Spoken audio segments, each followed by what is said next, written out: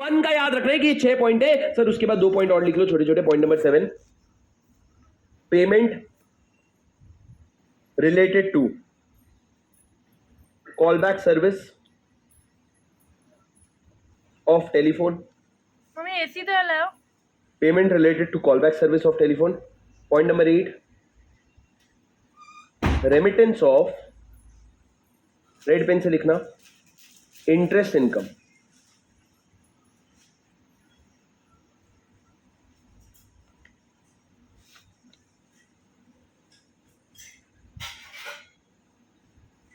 Sir से sir का PDF notes मैंगो भाई। अच्छा मांगो भाई, अच्छा।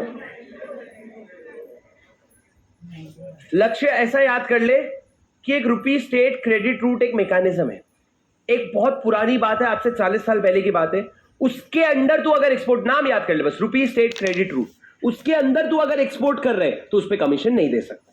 ठीक है sir. Remittance of interest income on funds held in NR special rupee account. Remittance of interest income on funds held in NR special rupee account. Sir जैसे ऋषभ भैया है ना, ऋषभ का इंडिया में अभी नॉर्मल बैंक अकाउंट नहीं हो सकता। ऋषभ अब क्या हो गया है, ना तो इंडिया का सिटीजन है ना ही वो पीआरआई है। वो इंडिया का सिटीजन भी नहीं रहा, इंडिया का पीआरआई भी नहीं रहा। वो क्या हो गया, पूरा विदेशी हो गया। अब वो मेरे तरह जाके एक्सिस बैंक में नॉर्मल बैंक अकाउंट नहीं खुलवा सकता। उसको खुलवाना पड़ेगा एक एनआर स्पेशल रुपी अकाउंट। उसको अगर अपने इंडिया में कुछ पैसे रखने हैं तो उसके लिए उसको खुलवाना पड़ेगा एनआर स्पेशल रुपी अकाउंट। उस अकाउंट में मान लो उसने 1 लाख रुपए ट्रांसफर कर दिया। कितना? अरे बोलो कितना? 1 लाख। सर वो 1 लाख रुपए जब रखा है उस पर इंटरेस्ट इनकम आएगा। अब जब बाद में ऋषभ इंडिया आएगा तो वो जो 1 लाख रुपए प्रिंसिपल अमाउंट था ना, उसको इंडिया के बाहर रेमिट कर सकता है, प्रिंसिपल अमाउंट कर सकता है। पर वो जो 1 लाख पे जो इंटरेस्ट आया, एक तो तेरे को इंडिया में पैसा रखने दे रहे हैं हम, ऊपर से तेरे को उस पे ब्याज दे रहे हैं हम। वो ब्याज का पैसा तू यही खर्च करके जा, उसको तू रेमिट नहीं कर सकता। Interest income on the money kept in NR special rupee account. Sir समझे क्या? ऋषभ भैया नॉर्मल बैंक अकाउंट नहीं खुलवाएंगे, NR special rupee bank account खुलवाएंगे और उसमें जो इंटरेस्ट आएगा, प्रिंसिपल तो उसका है ना बे। कैसे रोकेगा तू?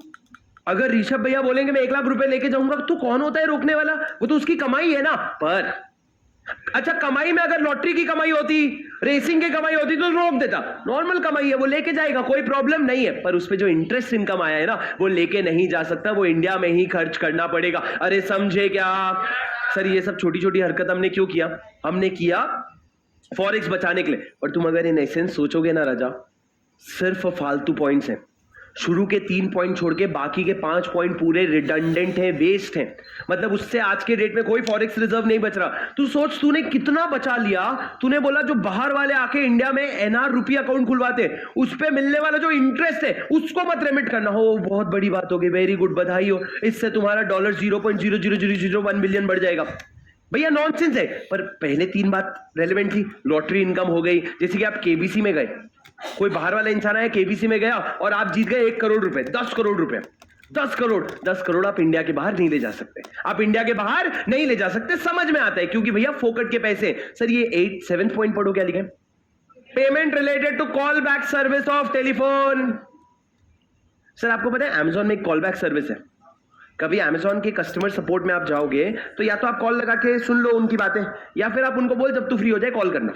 तो वहां पे कॉल अस बैक वाला सर्विस है। वहां पे आप क्लिक करोगे, अपना नंबर डालोगे ना, तो आपको 2 मिनट 5 मिनट में कॉल आएगा और उस पर कॉल आंसर करके आप उनसे बात कर सकते हो। अब मेरी बात सुनो, ये जो सर्विस है इसके लिए अगर तुमसे कोई पेमेंट मांग रहे, उसके लिए कोई तुमसे पैसा मांग रहे, तो तुम पैसा नहीं दोगे, हम उसके लिए पैसा देना अलाउड नहीं करेंगे। अरे नहीं मांग रहा भाई कोई पैसे, तो क्या फालतू के लॉ बना रहे? पर सर ये लॉ बना है 1999 में, ये अमेंड रूल्स कब आया है? 2000 में। और 2000 में रूल्स आने के बाद ये रूल्स अपडेट नहीं हुए, तो ये प्रोहिबिशन ऐसे कैसे हैं सर? 8 के 8 पॉइंट अपने को याद करना है। ज्यादा कॉन्सेप्ट सर देखो, मैं आपको कसम से बता रहा हूं, मैं तुमको डिविडेंड बैलेंसिंग का कॉन्सेप्ट घुस के समझा सकता हूं, मैं तुमको रुपी स्टेट क्रेडिट रूट का एक्चुअल में प्रोविजन पूरा न्यूज पढ़ा सकता हूं। पर my only point is, number 1, आज किक मिलेगी पर उसको 4 दिन में भूल जाओगे, क्योंकि नोट तो तुम वैसे भी नहीं करने वाले। और रेलेवेंट होता कि आज मान लो वो रुपी स्टेट क्रेडिट रूट में एक्सपोर्ट हो रहा होता तो समझ में भी आता।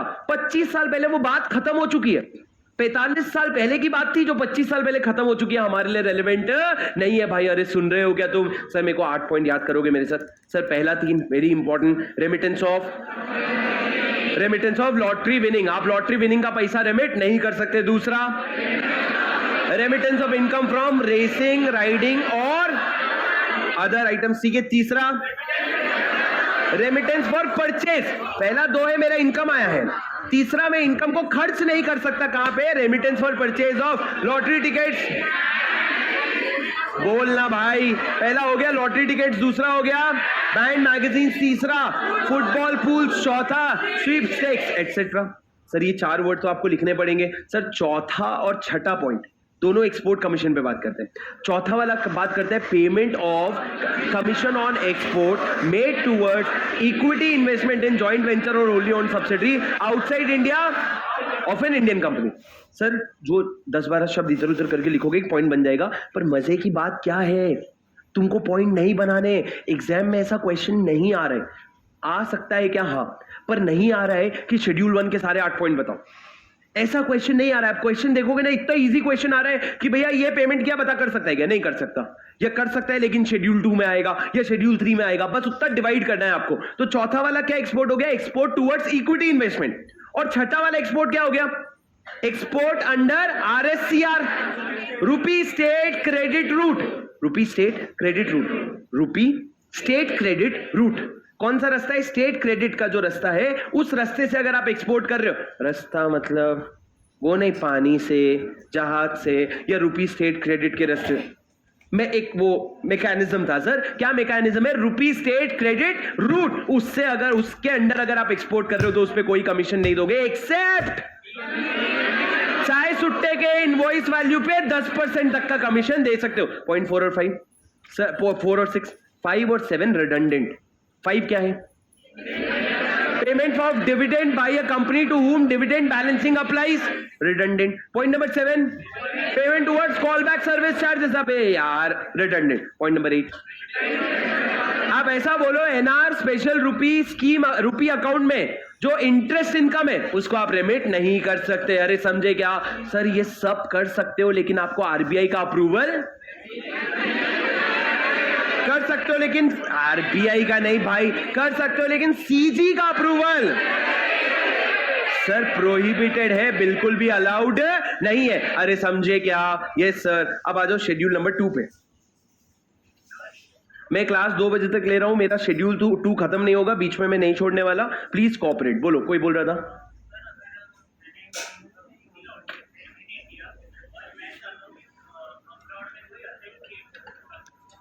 क्या बोला? फिर से बोल। लॉटरी से इनकम जनरेट किया इंडिया में, असेट को कैसे करेगा? प्रैक्टिकली बोल, हमें मत बोल। तूने लॉटरी टिकट से लॉटरी इनकम कमाई 1 लाख रुपए की, वो 1 लाख का तूने क्या किया? बाइक खरीद लिया। उसी के लिए तो पैसे बाहर ले जाने पड़ेंगे ना। देखो इंडिया में तूने लॉटरी इनकम कमाई, इंडिया के बाहर तेरे को बाइक खरीदनी है, असेट खरीदनी है, तो इंडिया के बाहर असेट खरीदने के लिए डॉलर देना पड़ेगा। डॉलर के लिए तेरे को यहाँ पे रुपीस सरेंडर करेगा तब डॉलर मिलेगा ना, और वो रुपीस तेरे को करने नहीं देंगे। रेमिटेंस मतलब क्या? तू बोल रहा है मैं पैसा नहीं ट्रांसफर करूंगा, सीधा असेट खरीद लूंगा। इंटेंट समझ लॉ का। लॉ का इंटेंट है लॉटरी का पैसा बाहर नहीं जाएगा। तू कुछ भी कर ले, तू उसको कैश के फॉर्म में लेके जा, तू उसको असेट के फॉर्म में लेके जा, तू नहीं ले जा सकता। पर तूने अगर उस लॉटरी इनकम का इंडिया में बाइक खरीद लिया, बाइक बाहर ले जा सकते हैं क्या? हाँ। क्यों? क्योंकि मेरा डॉलर तो मेरा काम तो हो गया ना, मेरा रुपी इंडिया में रुपी बन गए हैं। तू बाइक लेके जाना, मेरे को फर्क नहीं पड़ता है, पर मेरा फॉरेन एक्सचेंज रिजर्व को ड्रेन मत कर। समझा क्या? चलो सर आगे बढ़ते हैं। प्लीज लिखो schedule 2। Schedule 2, transaction which requires prior, रुक जाना, शेड्यूल कुछ इसका डाउट पूछ रहे हैं शेड्यूल 1 का, रुक जाना, थोड़ा सा रुक जा। Transaction which require prior approval of government of India, बोले तो सीजी, फॉर ड्रॉवल। पैसा निकालने के लिए कौन सा वो ट्रांजैक्शन है जिसको सीजी का अप्रूवल लगेगा? सर पहला कल्चरल टूर्स। कल्चरल टूर्स राजा एक दूसरे कलर का पेन ले लेना, जहां पे हम ये लिखेंगे कि कौन से मिनिस्ट्री का अप्रूवल लगेगा। जैसे कि कल्चरल टूर्स के लिए अप्रूवल लगेगा, पर दूसरे कलर के पेन से लिखना। रेड नहीं, ब्लैक चलेगा अगर है तो आपके पास, या ब्लैक से लिख रहे हो तो ब्लू या जो भी। सर आपका दूसरा कलर के पेन से लिखना ministry of HR development. Ministry of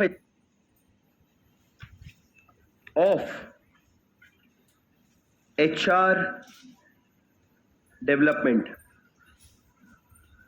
ministry of HR development, now known as ministry of education. मैं MO लिखूंगा तो समझ जाना मिनिस्ट्री ऑफ है, MO, now known as ministry of education. Sir पहले के जमाने में उनको ministry of human resource development कहते थे, अब आपका क्या हो गया, मिनिस्ट्री ऑफ एजुकेशन। सर ये मिनिस्ट्री ऑफ एजुकेशन है, ये आपके नॉलेज के लिए है, फेमा में लिखा हुआ नहीं है। फेमा में आज भी क्या लिखा हुआ है, मिनिस्ट्री ऑफ HR डेवलपमेंट। तो आपको क्या, आप इसके आगे लिख लो डिपार्टमेंट ऑफ एजुकेशन, आगे जगह बना के लिख लो department of education, department of education. मतलब मिनिस्ट्री ऑफ HR। सर आपको पता है एक मिनिस्ट्री में अलग अलग डिपार्टमेंट्स होते हैं। जैसे कि अगर मिनिस्ट्री मान लो आपका मिनिस्ट्री ऑफ एजुकेशन है, तो एजुकेशन में सिर्फ स्कूल्स नहीं आएंगे भैया, कुछ आ गया आपका ह्यूमन रिसोर्स डेवलपमेंट। जैसे एजुकेशन में भी कल्चरल टूर्स तो आते ही है ना, कल्चरल टूर्स। एक सेकेंड, लिख लिया सर, इधर देखो, सब लोगों ने लिख लिया, इधर देखो। सर शेड्यूल 2 पढ़ना शुरू किया, क्या लिखा है शेड्यूल 2 में? ये ट्रांजैक्शन कर सकते हो, लेकिन CG से पूछ लेना भाई।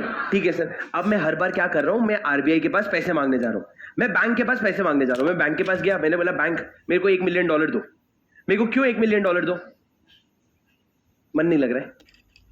हाँ, मेरे को क्यों $1 मिलियन दो? इधर देखो सर, मेरे को क्यों $1 मिलियन दो? बैंक ने पूछा। तो मैंने बोला सुनो, मेरे को ना, हम उड़ीसा से हैं, हमारे उड़ीसा में एक डांस स्टाइल बहुत फेमस है। कौन सा? कथक। कथक, ओडिसी, भारतनाट्यम का कथक बहुत फेमस है उस साइड का। अब सर हमने क्या बोला, हाँ यही वाला, हाँ सर कथक जो है, हमने बोला हम अपने कल्चर को प्रमोट करने के लिए हम US में जाके कथक का शो करना चाहते हैं।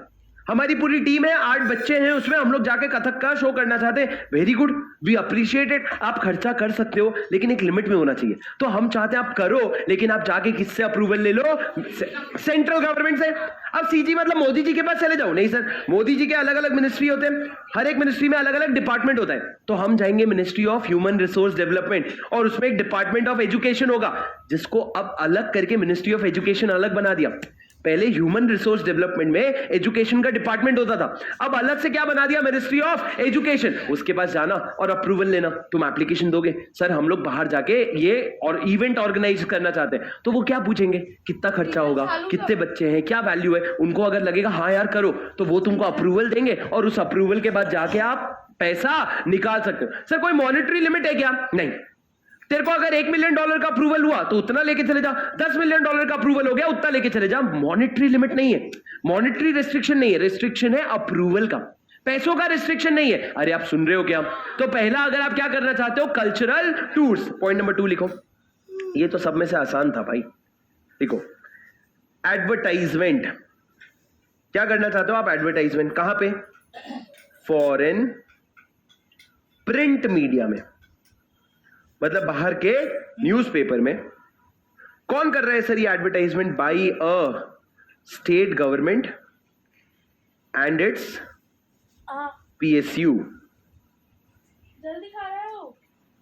बाय अ स्टेट गवर्नमेंट और स्टेट गवर्नमेंट की पब्लिक सेक्टर अंडरटेकिंग, जहां पे अमाउंट एक्सीड्स $10K। सर $10,000 को आज के रेट से लोगे तो कितना हो गया? 80 के रेट से लोगे करीबन तो 8 लाख। 8 लाख से ज्यादा का अगर आप एडवर्टाइजमेंट कर रहे हो, आप कौन हो? आप स्टेट गवर्नमेंट हो, और आप जाके इंडिया के बाहर एडवर्टाइजमेंट कर रहे हो, तो आपको क्या करना पड़ेगा? अप्रूवल किसका पता है? आपको अप्रूवल लेना पड़ेगा ministry of finance. Ministry of finance में एक डिपार्टमेंट है, department of economic affairs. Department of economic affairs, आप उसका क्या करोगे, आप जा करके उनका अप्रूवल लोगे, पर सर वो अप्रूवल लेने के बाद ही आप खर्चा कर सकते हो। लेकिन इस पे एक छोटा सा एक्सेप्शन है कि अगर आप जो एडवर्टाइजमेंट कर रहे हो, ठीक है, that is to promote tourism और फॉरेन इन्वेस्टमेंट और international bidding,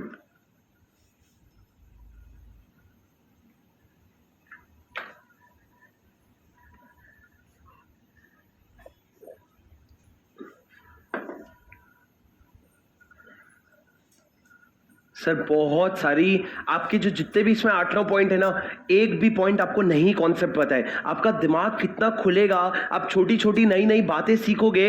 be appreciated of that fact. ये वो कंपनीज एक्ट नहीं है कि एओए में अप्रूवल होना चाहिए, एसआर पास किया, इतने लिमिट से ज्यादा है तो ये करके ये हो जाएगा, वही चल रहा है।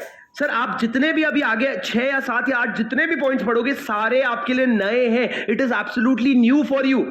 सो be very open minded and listen to it. ज्यादा डाउट्स नहीं, ज्यादा दिमाग खोल करके सुनो मैं क्या बोल रहा हूं। सर क्या कर रहे हो आप, समझना मैं कौन हूं। सर मैं गुजरात की गवर्नमेंट हूं। कहां की गवर्नमेंट हूं, गुजरात की। क्या गुजरात की गवर्नमेंट, आज आपने कभी भी, मैंने आपको ये पहले भी पूछा है शायद, वो एक दुबई में एक वाटर पार्क खुला है, उसका इंडिया में बहुत एड रन हो रहा है, जिसका रणवीर सिंह ब्रांड एम्बेसडर है। यस कुछ है, ठीक है, सुनो। दुबई के एक वाटर पार्क का ऐड कहां पे रन हो रहा है, इंडिया में, क्योंकि उनको पता है। और कहां पे, अरे हमारे उधर मेरे रायगढ़ में, तुम्हारे इधर अपने बीड़ में, ठीक है, इधर सब नहीं रन हो रहा। किधर हो रहा है, मुंबई में, दिल्ली में, हैदराबाद में, बैंगलोर में। क्योंकि इनको पता है बड़े शहरों के लोग दुबई यूजुअली जाते हैं और उनका क्या है भाई, बच्चा बोर हो रहा है, अरे यार मन नहीं लग रहा है, अच्छा इमेजिक का हो गया, हाँ चलो दुबई जाके आते हैं। तो भैया पता है उनको अमीर है, तो उनको टारगेट करने के लिए इंडिया में एड्स रन हो रहे हैं। वैसे ही सर हमारे इंडिया में नॉर्मल इंसान नहीं, आप और मैं नहीं, हमारे इंडिया में अगर कोई गवर्नमेंट है, सेंट्रल गवर्नमेंट नहीं, स्टेट गवर्नमेंट क्या कर रहा है, इंडिया के बाहर एड रन करवा रहे हैं। कहां पे, foreign print media. Sir print media मतलब न्यूज़पेपर में। सर न्यूज़पेपर में अगर एड रन करवा रहा है और उस एड की कॉस्ट $10,000 से ज्यादा है, $10,000 8 लाख रुपए से ज्यादा की कॉस्टिंग है, तो सेंट्रल गवर्नमेंट ने बोला ओए मुझसे पूछ के कर। मतलब अगर गुजरात गवर्नमेंट ये खर्चा करना चाहती है तो उसको किसका अप्रूवल लेना पड़ेगा, सेंट्रल गवर्नमेंट का। फिर क्योंकि सर आप फॉरेन रिजर्व से पैसा निकाल रहे हो ना, हमको ये देखना है वर्थ इट है कि तू फालतू का खर्चा कर रहा है। या तो स्टेट गवर्नमेंट या स्टेट गवर्नमेंट का कोई पीएसयू, या तो स्टेट गवर्नमेंट या स्टेट गवर्नमेंट का कोई पीएसयू। मतलब क्या सर, कोई ऐसा अंडरटेकिंग जिसमें गुजरात गवर्नमेंट का 50% से ज्यादा स्टेक है। सर महाराष्ट्र में कौन है पीएसयू, बताओ मेरे को आइडिया नहीं है, महाराष्ट्र की पीएसयू कौन है। वाह वाह वाह वाह वाह वाह, अब्बा जब्बा डब्बा। सर ये सारी चीजें इंस्टाग्राम में नहीं आती ना, तो हमको नहीं पता। हाँ महाराष्ट्र के हो तुम लोग। सर आपका महाराष्ट्र के ये सब छोड़ो, वो सबसे वो, अरे वो तुम्हारा वो म्युनिसिपल कॉर्पोरेशन बीएमसी, भाई BMC is a Maharashtra public sector undertaking. वो किसके द्वारा कंट्रोल्ड है, महाराष्ट्र गवर्नमेंट के द्वारा। अब मेरी बात ध्यान से सुनना सर प्लीज। सर या तो स्टेट गवर्नमेंट या उनकी कोई पीएसयू इंडिया के बाहर एडवर्टाइजमेंट पे खर्चा करना चाहती है $10,000 से ज्यादा, तो उसके लिए क्या करना पड़ेगा, सीजी का अप्रूवल लेना पड़ेगा। पढ़ो सर क्या लिखा है, advertisement in foreign print media bye a state government और इट्स पीएसयू। सर 4 लोग होते हैं, एक सेंट्रल गवर्नमेंट होता है, एक स्टेट गवर्नमेंट होता है। सेंट्रल गवर्नमेंट के भी कुछ पीएसयूज होते हैं और स्टेट गवर्नमेंट के भी कुछ पीएसयूज होते हैं, और दोनों के मिला के भी कुछ पीएसयूज होते हैं। सेंट्रल गवर्नमेंट का पीएसयू मतलब जिसमें 51% से ज्यादा सीजी होल्ड करता है, स्टेट गवर्नमेंट मतलब जिसमें 51% से ज्यादा स्टेट गवर्नमेंट, और पीएसयू ये वाला मतलब जिसमें सीजी और एसजी का दोनों का मिला के। सर ना तो हम सीजी की बात कर रहे हैं, ना हम सीजी के पीएसयू की, ना मिलाए हुए पीएसयू के। हम बात कर रहे हैं स्टेट गवर्नमेंट के और उनके पीएसयू की जो सेंट्रल गवर्नमेंट के बाहर है। इनको हमने बोला तू खर्चा करना चाहता है ना, तू कर ले, पर देखो अप्रूवल लेना पड़ेगा। और अप्रूवल का क्या है सर, बहुत सिंपल है, गुजरात गवर्नमेंट जाएगी तो उसको अप्रूवल मिल जाएगा। जो शहर में गुजरात नहीं, जो शहर में बीजेपी नहीं है उनको अप्रूवल नहीं मिलेगा। सीधी सी बात है, इसमें क्या, ये क्या ऐसी बात बोल दिया गया कि जिसको सबको पता है भैया, जो जहां पे कांग्रेस होगी, जहां पे आम आदमी पार्टी होगी, वहां पे बीजेपी बोलेगी क्यों खर्चा करना है फॉरेन एक्सचेंज रिजर्व। क्यों खर्चा करना है? तुम फॉरेन एक्सचेंज रिजर्व को सेव करो, पर उसके अलावा बाहर ये लोग बड़ा सा बीजेपी का अमित शाह का फोटो लगा देंगे। ये लोग बड़ा सा गुजरात गवर्नमेंट जाएगी या फिर कोई भी गवर्नमेंट जाएगी, बीजेपी अमित शाह का फोटो लगा देगी, बोलेगी यार जरूरी है, ये इंडिया की ब्रांडिंग हो रही है हमारी। तो स्टेट गवर्नमेंट को बोला जाके तेरे को सेंट्रल गवर्नमेंट का अप्रूवल लेना पड़ेगा अगर अमाउंट $10,000 से ज्यादा है, पर उसके कुछ एक्सेप्शन है सर। पहला, टूरिज्म। सर गुजरात गवर्नमेंट के लिए हमारे अमिताभ बच्चन का फोटो लिया और बोले आओ पधारो हमारे देश। वो था ना गुजरात गवर्नमेंट का एक ऐड था ना अमिताभ बच्चन का, हाँ,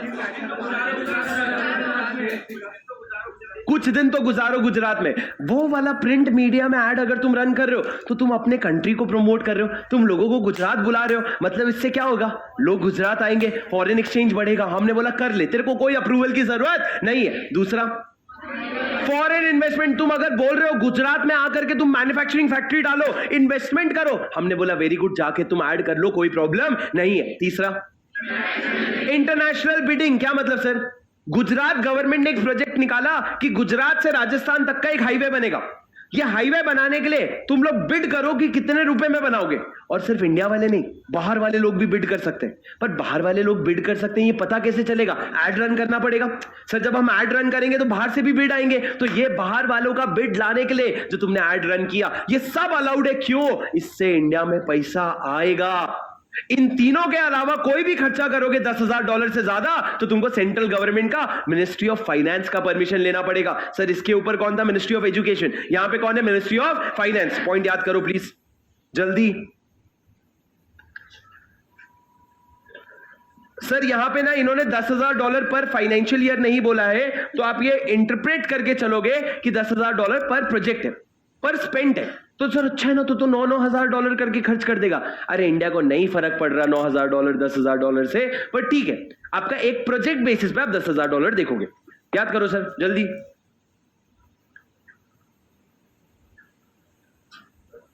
फिर देखो पॉइंट नंबर 3। 3 एक्सेप्शन क्या है सर? टूरिज्म, फॉरेन इन्वेस्टमेंट और इंटरनेशनल बिडिंग। तीनों से क्या आ रहा है? पैसा। टूरिज्म, फॉरेन इन्वेस्टमेंट और international bidding. Point number 3, remittance of freight of vessel chartered by a PSU, CG और SG। Remittance of freight of vessel chartered by a PSU, CG और SG। आगे लिखो अप्रूवल किसका लगेगा? Ministry of surface. इसका एक wing है chartering wing, CHARTERING, chartering wing. Sir आपका एक मिनिस्ट्री ऑफ एजुकेशन जैसा होता है, मिनिस्ट्री ऑफ फाइनेंस जैसा होता है, मिनिस्ट्री ऑफ सरफेस भी एक वैसा होता है। उसके अलग अलग विंग्स होते हैं, जिसमें एक विंग होता है चार्टरिंग विंग। उसका अप्रूवल लेना पड़ेगा अगर आपको किस चीज का। सर मेरे को कोई समझा सकता है ये खर्चे का नेचर क्या है? सर ये है एक PSU, ये है एक PSU। इसने बहुत सारा सामान क्या किया है? इंपोर्ट। सर इंपोर्ट कैसे होगा? मान लो नदी से आ रहा है, शिप से आ रहा है। सर ये ऐसा आ रहा है, समझो ये आपका ब्लू है, ठीक है, और इसमें रखा हुआ है सर एक शिप, ठीक है, हाँ शिप है ये, नहीं ये शिप है सर, ये शिप, ये बाहर में जाओ, ये देखो ship, I am a ship, वो खुद बोल रहे हैं वो शिप है, ठीक है। तो सर ये क्या है? ये शिप। सर ये शिप क्या है? मेरी बात ध्यान से सुनना। ये बाहर निकली है कहां से? US से, और ये इंडिया आई है पानी के अंदर, हाँ नहीं बहुत ज्यादा, हाँ सर ये शिप इंडिया के बाहर से निकली है और ये इंडिया आई है। अब मेरी बात ध्यान से सुनना, इंडिया आई है, तुम्हारे ताऊजी लगते हैं वो फ्री में लाके देंगे। ये PSU को क्या देना पड़ेगा सर? पैसा। उस पैसे को क्या कहते हैं? फ्रेट। तो ये जो फ्रेट का पैसा है ना, इसके लिए अप्रूवल ले लेना। घुस जाओ ना तुम अंदर, बिजनेस में घुस के धंधा चला लो। एक शिप मंगवाई, उसके फ्रेट के खर्चे के लिए क्या करना पड़ रहा है तुमको? सेंट्रल गवर्नमेंट का अप्रूवल। क्यों? क्योंकि तुम एक PSU हो।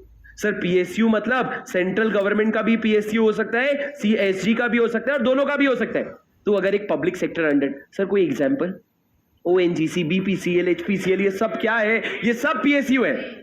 ये सब क्या है? PSU है। उसका तूने अगर क्या ले रखा है, उसने अगर इंपोर्ट किया, उसका फ्रेट का पेमेंट किया, तो फ्रेट के लिए उसको CG का अप्रूवल लेना पड़ेगा। सर पढ़ो क्या लिखा है? Remittance of what? Freight of vessel chartered by a PSU। Vessel chartered मतलब क्या सर? जो वेसल उसने मंगवाया है सामान भर के, उसके फ्रेट के लिए उसको मिनिस्ट्री ऑफ सरफेस का अप्रूवल लेना पड़ेगा। अरे समझे क्या? लिखो सर पॉइंट नंबर 4। इतने छोटे छोटे पॉइंट रहे तो अच्छा रहता है। पेमेंट ऑफ इंपोर्ट, ब्रैकेट में लिखो through ocean. Payment for import by a PSU, नीचे लिखो ऑन CIF बेसिस। आइए हाँ 1 मिनट।